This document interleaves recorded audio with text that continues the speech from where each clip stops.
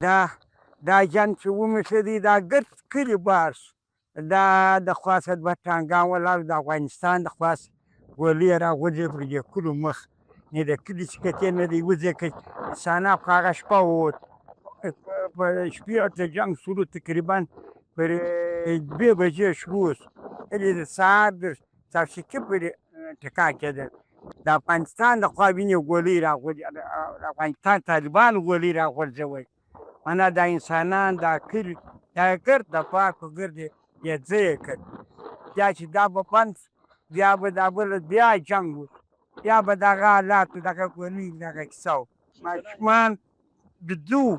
د اول جنګ کې دی ماشومان زنان یې بیدې وې. انه چې ټکان شروع شو باغ هر سړی خپل بچی چا په موټرانو کې ځغلي، چا پیدلې لکې، چا په ټیرو په ټوکرانو کې واچول. زموږ د خواست دا درېیم وارې که څلورم وارې پر موږ کېږي. ول طالبان د خواست دی تو قضاوت شي اول د هاخوا څه وو. وینې اول بیره د هغو خوا ده خو د هغو خوا ګولۍ پر موږ راځي.